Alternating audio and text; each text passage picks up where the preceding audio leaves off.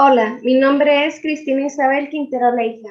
Soy alumna de la Universidad Autónoma de Durango, Campus Monclova, de la Licenciatura de Medicina General, Sección B. Para esta segunda jornada de habilidades morfológicas y funcionales, junto a mi compañero Manuel González Arriaga, les presentaremos el tema de aparato respiratorio. La formación del aparato respiratorio tiene lugar en la cuarta semana del desarrollo. En el piso del intestino anterior es donde aparece una hendidura laringotraqueal, la cual se localiza en la línea media a la altura de las terceras, cuartas y sextas bolsas faríngeas. Las capas germinativas, endodermo y mesodermo esplácnico, darán lugar a diversas de sus estructuras. El endodermo dará lugar al epitelio pulmonar, a las glándulas de la laringe, a la tráquea y a los bronquios, y por su parte el mesodermo esplácnico dará lugar al tejido conjuntivo, cartílago y músculo liso del aparato respiratorio. El epitelio del revestimiento tiene tres porciones, una cefálica, una media y una caudal. En la cefálica se desarrollará la faringe, en la media la laringe y en la caudal se desarrollará el esbozo respiratorio, que con ayuda del gen TBX4 dará lugar a una interacción entre mesodermo y endodermo. Una vez se desarrolla el esbozo respiratorio, se tiene una porción cefálica y una caudal. En la cefálica se dará lugar a la tráquea, bronquios y bronquiolos, y en la caudal los alvéolos. Al final de la cuarta semana, en el esbozo respiratorio se comienza a desarrollar una yema broncopulmonar, la cual crece y se bifurca en yemas bronquiales.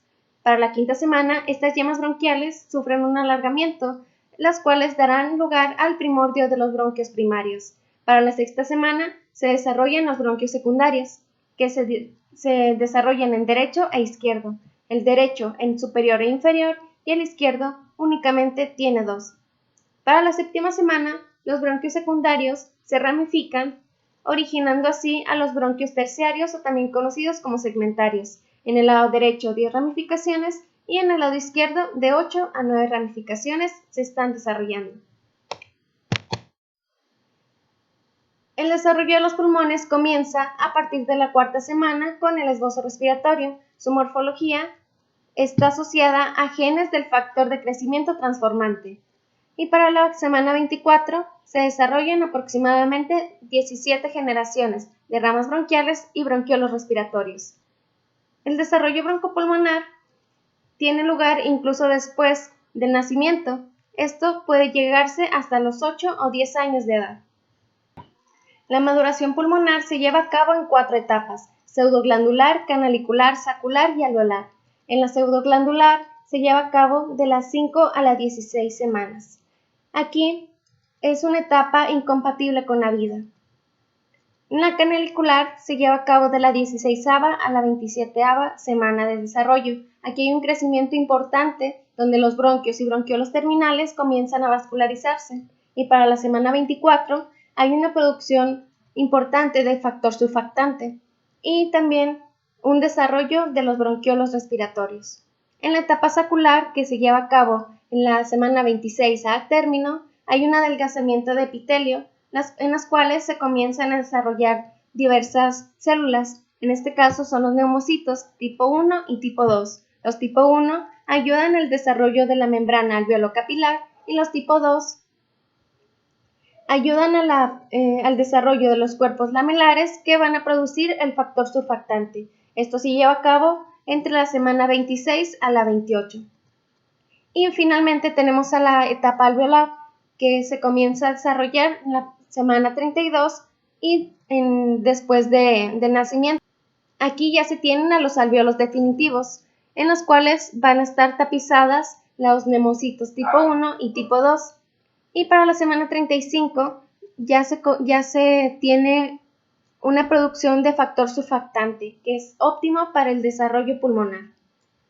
El aparato respiratorio podemos encontrar de manera histológica al epitelio olfatorio, que está constituido por 3 tipos celulares. Estas son las células sustentaculares, las células basales, las células sensoriales y olfatorias. Las células sustentaculares presentan microvellosidades delgadas, y son largas. Las células basales son pequeñas células con núcleos redondos y son células indiferenciadas que pueden dar origen a otras células. Y las células sensoriales u olfatorias son neuronas bipolares y pues también se les conoce como vellos olfatorios. En la nasofaringe tenemos el epitelio respiratorio, que se caracteriza por ser pseudoestratificado, cilíndrico ciliado, y en la parte de orofaringe y laringofaringe tenemos el epitelio plano estratificado no queratinizado. En la tráquea pues tenemos 4 capas: mucosa, submucosa, cartílago y adventicia. En la mucosa tenemos un epitelio pseudoestratificado cilíndrico ciliado y una lámina propia con fibras elásticas. En la submucosa tenemos a tejido conjuntivo, que es un poco más denso que la lámina propia. En el cartílago, pues este está compuesto por cartílagos hialinos con forma de C, que es muy característico. Y en la capa de la adventicia, el tejido conjuntivo está adherido a la tráquea.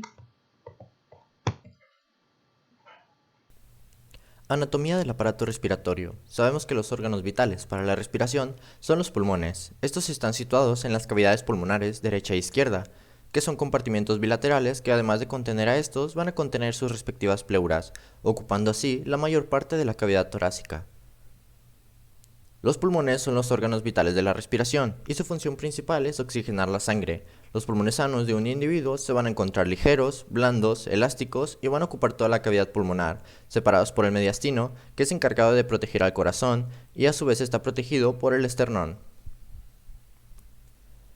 Los pulmones van a contar con un vértice, que es su extremo superior, ascendiendo por encima de la primera costilla, una base que es su superficie inferior cóncava que descansa sobre la cúpula homolateral del diafragma, debido a que en el pulmón derecho los bronquios segmentarios son 3. Además de esto va a contar con 3 caras, una cara costal, una mediastínica y una diafragmática. Y va a contar además con 3 bordes, un borde anterior, un borde inferior y un borde posterior. En cuanto al pulmón izquierdo, esto va a tener una única fisura oblicua izquierda, dividiendo los lóbulos en superior e inferior. Va a presentar además en su borde anterior una incisura cardíaca, que a menudo esta hendidura va a crear una prolongación delgada que es conocida como la língula. Íntimo. En cuanto a las pleuras, que son las membranas de recubrimiento o revestimiento de estos pulmones, son serosas y además va a constar de 2 membranas continuas, la pleura visceral, que se va a encargar íntimamente formando su superficie externa brillante, y por su parte la pleura parietal va a revestir toda la cavidad pulmonar en sí. Entre estas pleuras vamos a encontrar lo que es la cavidad pleural, que es el espacio entre estas hojas cerosas de la pleura. Va a contener además una lámina capilar de líquido seroso que tiene como función el lubricamiento de las superficies pleurales, así como permitir su deslizamiento correcto. El principal encargado de controlar muchos aspectos de la función respiratoria va a ser el sistema nervioso autónomo. Este va a incluir la regulación del tono muscular liso de las vías aéreas, la secreción del moco, como la permeabilidad muscular y el correcto flujo sanguíneo. Las acciones principales del sistema nervioso autónomo, de su división tanto simpática como parasimpática, tenemos que en su división simpática va a relajar los bronquios aumentando el ritmo cardíaco, mientras que en su división parasimpática va a contraer los bronquios disminuyendo el ritmo cardíaco. En la inervación del aparato respiratorio tenemos que los plexos pulmonares van a estar localizados anterior y posteriormente y se van a encontrar sobre todo en la raíz de cada pulmón. Se va a componer de fibras simpáticas del tronco simpático y de fibras parasimpáticas del nervio vago tanto derecho como izquierdo, así como fibras eferentes del plexo van a inervar la musculatura bronquial y aferentes que se van a recibir de las membranas mucosas, de los bronquiolos y los alveolos. Además de que los ramos de los plexos pulmonares van a acompañar a sus respectivas arterias pulmonares y especialmente a los bronquios hasta el interior de los pulmones. Además de esto, va a contar con los nervios de la pleura parietal, que estos van a derivar de los nervios intercostales y frénicos.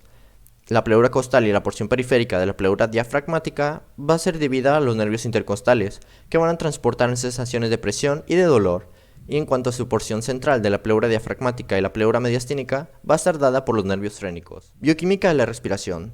Sabemos que la respiración es un proceso involuntario y automático en el cual se extrae el oxígeno del aire inspirado y se expulsan los gases de desecho con el aire expirado. Esto quiere decir que comprende el acceso